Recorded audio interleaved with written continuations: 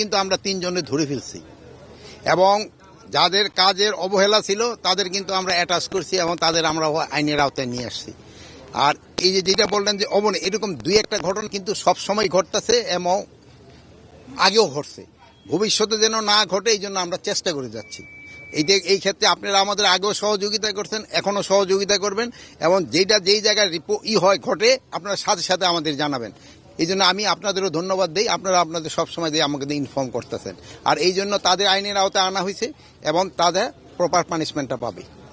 Even আমাদের যদি কোনো গাফলতি থাকে অলরেডি আইজি সাহেব কিন্তু 2 জনকে অ্যাটাচ করে নিছে। এখন এটা হলো প্রশিক্ষণে যারা ভালো করবে তারা উত্তীর্ণ হয়ে যাবে, আর প্রশিক্ষণে যদি ভালো না করে উত্তীর্ণ না হতে পারলে তো হবে না। ভাই আগে দেখছেন আপনারা আপনার ফাদার এবং দাদারা জিজ্ঞেস করেন আগে এসএসসিতে বা মেট্রিকে পার্সেন্টেজ ছিল কি পাস।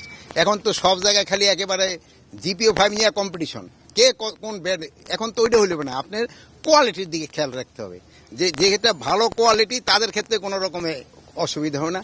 যদি কোয়ালিটি মানে ভালো না থাকে তবে তো তারা নেওয়া যাবে না। আমি আপনাদের ক্ষেত্রে একটা অনুরোধ করবো, আমি কোথাও গেলে আপনারা কৃষি সম্বন্ধে যাদের দান সবচেয়ে বেশি এই কৃষকদের, এটা আপনারা প্রচার করেন। এই যে ধরেন বরেন্দ্র যে একটা দান, এই এলাকায় কিন্তু এক সময় যে কি বলে চাঁপাইনবাবগঞ্জ উপরের দিকে ওই জায়গাটা কি জানি বললেন না, হ্যাঁ ওই সব এলাকায় কিন্তু ফসল, এখন কিন্তু এদের চেষ্টায় কিন্তু এই ফসল হচ্ছে। আগে কিন্তু এই ধরেন যে রংপুর তারপর লালমনিরহাট এটা মঙ্গা এলাকা ছিল, কিন্তু এখন আর কিন্তু এটা মঙ্গা নাই। এটা কিন্তু এটা কৃষকের দান, এটা আপনারা কিন্তু ফলাও করে প্রচার করবেন। তবে কৃষকরা ইনসেন্টিভ পাবে, তারা কিন্তু আরো উৎপাদনের দিকে যাবে। আরেকটা জিনিস খেয়াল করবেন, কৃষকরা সবসময় যেটা প্রফিট বেশি হয় ওদিকে যায়।